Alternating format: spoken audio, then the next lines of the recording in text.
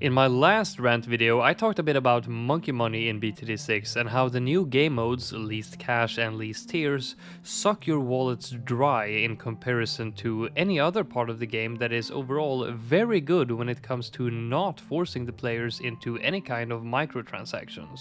In this video I will talk more about competitive bloons as a whole and what I think can be done to make it more competitive and not just to keep it alive, but to make it thrive. BTD6, as mentioned in the last video, can be compared to Minecraft in the sense that it appeals very well to both casual and competitive players alike.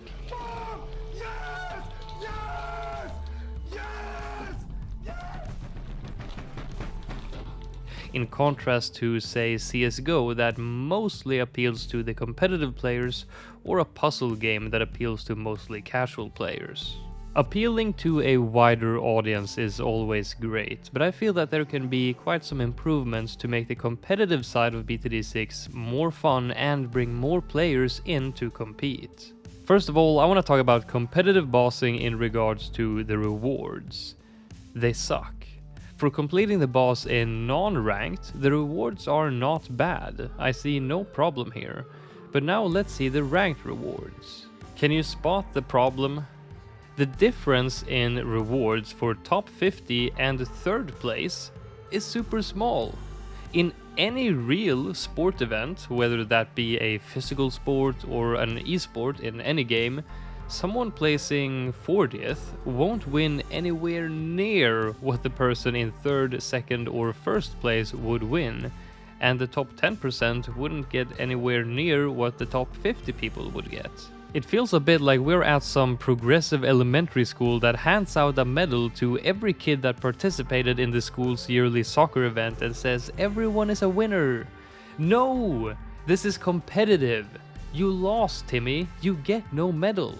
A game or sport cannot be competitive if everybody gets roughly the same rewards.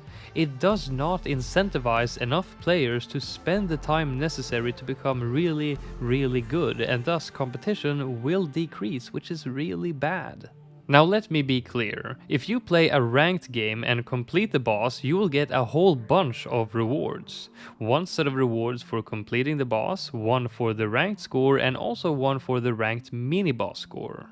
This is an easier leaderboard where you compete against 99 other random players who also beat the boss, which is really cool for newer competitive players and can act as a motivation for them to get better, so I think this was a fantastic idea by Ninja Kiwi. So for a casual player who plays ranked mode just for the extra rewards, the total rewards are in fact great, but for the top players they are not nearly worth the effort.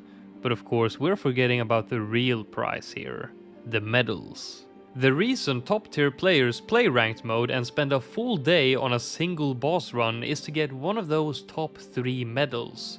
But sadly they too have been watered down. Let me explain why. Many games are competitive in more than one way. Take Halo for example. You have competitive player versus player, which is the most popular competitive part of the game, and then you also have campaign speedrunning.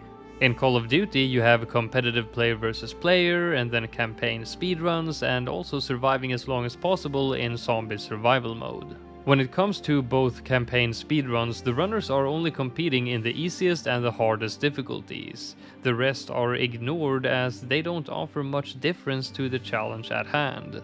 If there were leaderboards for all difficulties, then the prestige of saying that you have a speedrun record would be watered down. So instead, you drive more players to the 2 main categories by simply not having a leaderboard for the meaningless difficulties in between. Now, when it comes to bossing in BTD6, there are only 2 difficulties, normal and elite, so no problem here. There are no other difficulties that can water down the prestige of these 2. Also, the medals are different depending on what difficulty you are competing in. Fantastic! It's important to keep them separate so that everyone who sees someone else's profile knows exactly what each medal means, and exactly what that player has accomplished. So why do I say that the medals are watered down then? Well, similar to how some difficulties are ignored in all games, some co-op player counts are also pretty much ignored. If you look at the Call of Duty high round leaderboards or the Halo speedrunning leaderboards, you will find that the highest competition by far is in solo.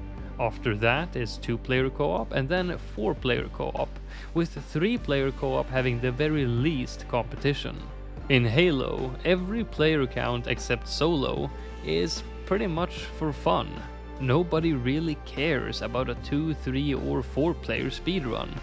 So while the leaderboards for them does exist, nobody cares about them. For Call of Duty Zombies, solo is also the most competitive by far, but 2-player co-op is also very competitive. But 3 and 4-player runs are, just like Halo, mostly for fun, even though the leaderboards does exist. So why is it like this? Well, one of the reasons is the same as when we discussed different difficulties. The change in difficulty, or in this case players, needs to add something new to the challenge for it to be seriously considered as a different category worthy of separate competition and leaderboards. Going from 1 to 2 players makes the challenge very different in most games, but adding one more player after that? Not really.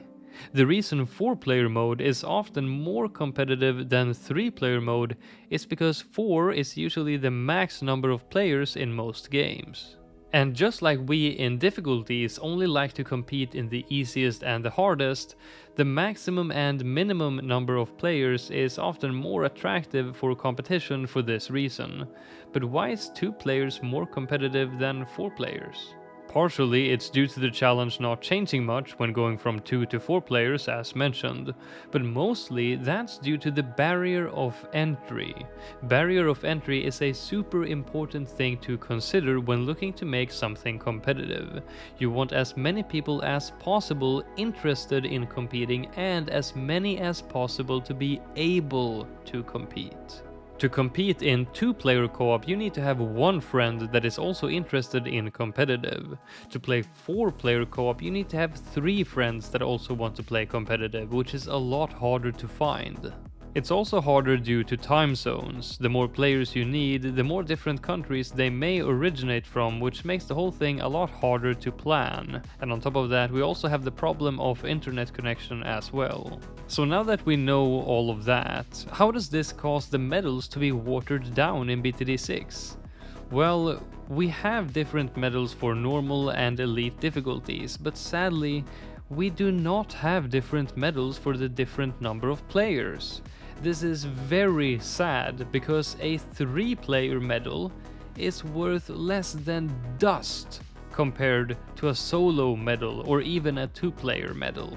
So why bother getting a solo medal if no one who sees your profile will know if you are actually good? Did you plow your way through thousands of players or just 100 to get that medal? And here I have some sad news. I don't think Ninja Kiwi could fix this. I don't think that any co-op medal can be distinguished from a solo one in their data. So all previous medals will always be grouped together as if they were the same.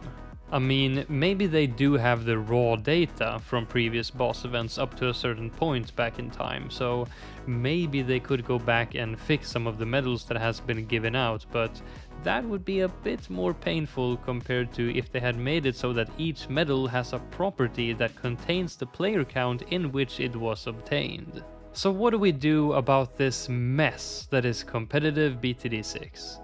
The unbalanced ranked rewards, the watered down medals, and also the problem with the least cash and least tiers supposedly being less popular than time-based events, and costing insane amounts of monkey money to compete in. Well, I have some suggestions that I think would make the competitive part of BTD6 more populated and well balanced, while also not making a lot of major changes to how things already work, and without requiring data to fix previous medals. So here they are. First of all, the problem with least cash and least tiers being too expensive can be solved by either lowering the cost to load the last save, or potentially, as one of my viewers suggested on the last video, maybe even introduce a boss pass similar to race passes. As for the boss rewards, keep the same rewards for completing the boss in non-ranked and the ranked mini-boss, so overall rewards will stay nice and high for casuals, but for the actual ranked boss, lower the rewards a bit for everything around the lower scores and use that monkey money to increase the rewards by a lot for the top 3 and also increase it a bit for the top 50. On screen is a suggestion for how I would set the rewards compared to the current reward table for ranked bosses. At the moment, normal and elite rewards are almost the same. Should the reward table be different for elite or not? To be honest, I think both ways work. After talking to a few competitive players, the competition is often a bit higher in the normal difficulty, since the boss itself is easier, so more players choose to compete in that category, so maybe equal rewards are fine. And now for the most important part, the medals. Assuming that we can't fix previous medals to distinguish them in terms of which leaderboard they were acquired in, 1, 2, 3 or 4 players, then let's do this. Introduce a new, more prestigious set of medals that do not suffer from the same flaws. Imagine this. Boss events go on as per usual with the normal medals, nothing has changed, but every 4th boss event, so that's once a month, we have a special event where the new medals are up for grabs. They are bigger and more shiny. They are more prestigious because they are only up for grabs once a month, so there will be a lot more competition in these events compared to the weekly ones. And most importantly, you can see what leaderboard they were acquired in. This can be done by placing a number at the bottom of the medal, 1 to 4, indicating the number of players. As for making it clear whether it was normal or elite, you can either do the same thing that we do now, which is to make the medals look a bit different, or alternatively you can add a letter next to the number, N for normal and E for elite. Also, for these medals, I would love if we could add a permanent in-game leaderboard. Put it as a circular button on the right side on the main menu where the boss events and other events usually pop up. When you click it, you get to a similar leaderboard as the normal boss events, except more pimped up, where you can choose to see the leaderboards for 1, 2, 3 or 4 players. Each leaderboard would be sorted like this. First by who has the most first place medals, and then by who has the most second place medals, then third place medals, and then who has the most top 50 medals. Separating the medals for the different amounts of players in combination with having a new permanent leaderboard for these new medals only, and only letting them be up for grabs once a month, would give the new medals a much higher prestige and would lead to much more fun and competitive boss events. I can already see me locking myself into my apartment with some snacks and drinks over the whole weekend to participate in the monthly super boss event or whatever you would call it. Can you imagine how many would compete and how hard they would try, and the amazing videos that people would upload showcasing their runs? It would be awesome. But what about the new ranked modes being less popular? I held a straw poll in my Discord and I also made a YouTube community post, and here are the results. The poll is still open and I will link to it in the description so you can still vote if you haven't already. As you can see, time-based events are still the most popular event by far. Time-based events are, as mentioned in the last video, based on you using as much as possible to beat the boss as quickly as you can. Meanwhile, the other two modes are based around the opposite idea, using as little as possible to survive the boss fight. Both are very typical and satisfying ways to optimize things and play a tower defense game. I personally really like all of them, but I prefer the new modes, and I think they are very important for a few reasons. First of all, they have a smaller barrier to entry. They can both be played on mobile devices without much lag compared to the later tiers in competitive time-based events where a lot of players can't even compete at all due to hardware limitations. And a few top players right now can't record the last 1 or 2 tiers for a YouTube video due to having too much lag, which is very unfortunate. Also, the learning curve is shorter for the new game mode since you don't need to know a lot about farming and there are less things to keep track of at once. So while it is still very competitive, it is a bit more laid back than time-based events. And this will get more new players into the competitive scene that will eventually hunger for more and play time-based events as well. Even though I personally like the new game modes the most, and I would hate to see any one of them go away, I also have to respect that the majority prefer time-based events. So here is another suggestion. Least cash is preferred over least tiers by almost twice as much. Most likely since it has more leaderboard separation. It's just better suited for competitive play, and most people who choose least tiers as their favorite almost certainly would choose least cash as their second choice over time-based events given their similarities. So how about this as a compromise between the two different playstyles? Scrap the least tiers category completely and make it least cash versus time-based events. That's roughly 40-60 in terms of votes, so even enough that we can take turns every week. 1 week time-based and the other is least cash. And for these super events, or whatever you would call them, it would also be every other.